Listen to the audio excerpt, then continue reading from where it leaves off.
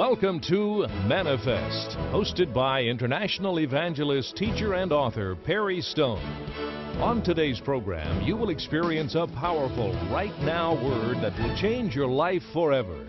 Enjoy unique insight into prophetic and practical truth as Perry ministers using biblical word studies, ancient Jewish history, and Hebrew customs that will cause the scriptures to come alive as never before.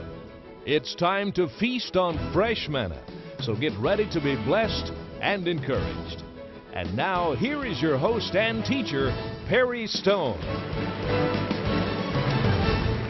I want to welcome all of the viewers of Manna-Fest. We are here again in the Galilee area of Israel as I'm going to be ministering on the mystery of the 8 or 9 Jubilees, a subject I've never covered before. And we have a portion of our tour group with us here from different parts of the United States, and we want to welcome all of them today as well. Now, in the book of Leviticus, chapter 25, I want to read this to you. Here's what it says. Then you shall cause the trumpet of the Jubilee to sound on the 10th day of the 7th month. On the day of atonement you shall make the trumpet to sound throughout all your land.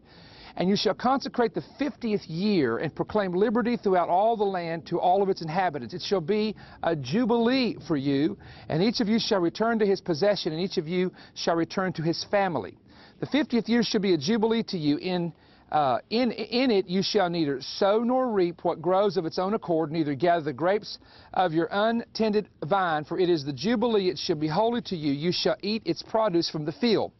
Now, most people are fully aware of what's called the 7 Feasts of Israel, and we're not going to go over those 7 feasts with you, but one of the celebrations that is lesser known and lesser taught is called the Year of Jubilee. Now, there's actually 3 reasons for it. There's a personal reason for the Jubilee, a practical reason for it, and a prophetic reason for it. Now, here's basically the personal reason for it. One of the ways that you kept up with the genealogies of a family in the Old Testament time was through the Jubilee. Let's say that I had owned this property. Now, we're in Chorazim in the Galilee in an old 4th century synagogue, but let's say my family had owned this property and we had to sell it because of a crisis that we'd encountered. 30 years later, I would have to present the will of title deed of that land to the elders, and I could redeem that property back by going to the owner. Now, the interesting thing is, 30 years later, I could buy it back for the same price I sold it for. They couldn't charge me the interest. That was part of the redemption related to the year of the Jubilee. So that's the personal reason for the Jubilee. Now, the practical reason was a word called rest. Everybody say rest. God established a weekly rest. It's called Shabbat, or the Sabbath day, every 7th day.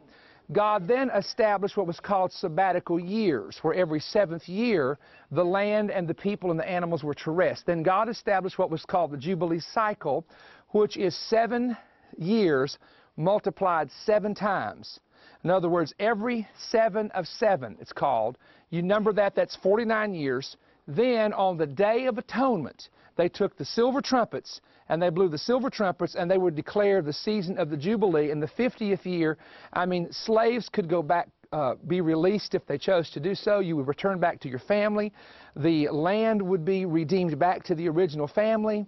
There was a great blessing of Jubilee. Now, so you have a personal reason, you have a very practical reason, then you've got the prophetic reason. The prophetic purpose of Jubilee is all about redemption. And what is interesting is it is a picture of the redemption that Christ would give us. Now, what's interesting is, you know, the church is born on the time of Pentecost, and Pentecost is 50 days. It's 50th. So there you've got the church being born connected to 50. It's a great, again, the season of redemption and the season of Jubilee. Now, I want to show you something here. When you go back and read where God allowed Israel to go into Babylonian captivity for 70 years, you have to ask yourself, why did God permit that to happen to his people? Well, the Bible tells you, there's one verse of Scripture that's very unique that is not often taught, and I want to read it to you right here, but listen to what it says. God allowed the Hebrew people to go into Babylonian captivity, 2 Chronicles 36:21, to fulfill the word of the Lord by the mouth of Jeremiah. Now, Jeremiah 25:11 says that the Jews would be in captivity for 70 years, until the land had enjoyed her Sabbaths. For as long as she lay desolate, she kept Sabbath to fulfill 70 years. Now, the reason, now this is very interesting, that God allowed the Jews to go into Babylonian captivity was because they did not keep their Jubilees. They did not allow the land to rest. And remember, the Jubilee is what? Every 50 years. So from the time that Solomon built his temple, now watch this, from the time Solomon started building his temple to the time of the Babylonian captivity when the temple was destroyed is almost 500 years. 50, 100, 152, 253, 354, 455. There's the number 10. You with me? So 10 Jubilees were apparently not kept. And so God allowed them to go into captivity for 70 years. You know something else? There were 10 commandments. And God said to Israel in Leviticus, if you don't obey me, if you don't keep my commandment, if you don't hearken to my voice, I'll punish you 7 times. So if you multiply 10 Jubilees times 7, what do you get? 70. 70. What happens if you multiply 10 commandments that they broke times 7? 70. So that's why I believe the Lord chose the number 70 for them to go into captivity, because it's linked to 2 things. First of all, it's linked to the fact they broke the commandment and the covenant.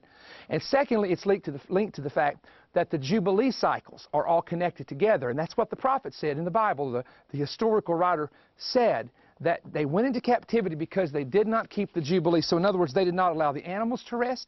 They didn't allow the land to rest. And God said, you know what? I'm going to send you guys away for 70 years so the land can rest. Now, someone said, well, why would God want the land to rest? Well, if you know anything about farming, the topsoil is where all the nutrients are. And, you know, you hear a lot today by nutritionists telling us that the food we're eating in America, for example, it's harvested on such a continuous basis that it does not have the nutrients in it that the food our fathers or grandfathers had, which is really true. The year of Jubilee is interesting because on the year of Jubilee, you had to allow the land to rest, which meant that all the fruit that was on the trees fell to the ground. And when the fruit falls to the ground, you know what that does? It replenishes the soil. So there was a practical reason. Another reason is locusts would have a 7-year span. In other words, I don't want to get into all the detail about this and get sidetracked, but locusts go into hibernation about every 7 years, and then they come back out. Well, what's funny is during the year of Jubilee, if it was a time when the locusts were coming out, Israel didn't have anything growing. If they kept the Jubilee, or if they kept the 7-year cycle, where they let the land rest every 7 years, there'd be no wheat, no barley, no grain, there'd be nothing. So the locusts would pass Israel by and go to Egypt and eat everything up. You see what I'm saying? So in other words, God established all of this for a reason. Now let's look at this. What's interesting is there was a book written by a Palestinian Jew. Some say it was written by a Samaritan. Others say that someone who was an Essene wrote it. And it's called the Book of Jubilees. And what they do is they count the time from the creation of Adam all the way to the entrance of Canaan, and they do it by Jubilee cycles of every 49 years, 49 years, 49 years.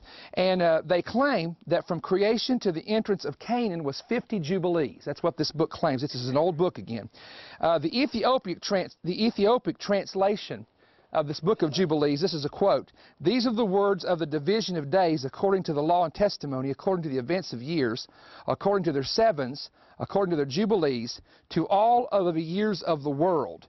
And so they say that creation to the entrance of Canaan by Joshua was 50 Jubilees, or it's 2,450 years, counting 49 years each. Now, I'm going to tell you something in a moment. That's why it's important you understand that there is a teaching that was known by the Essenes at Qumran and was known in what they call the Second Temple period, which was the period of Jesus, called a Book of Jubilees, where they tried to count the cycles of Israel's history by Jubilees. Now, you know God's a God of cycles, and He's a God of patterns. He's a God, numbers mean things in the Bible. We all know that. Now, here's what's interesting.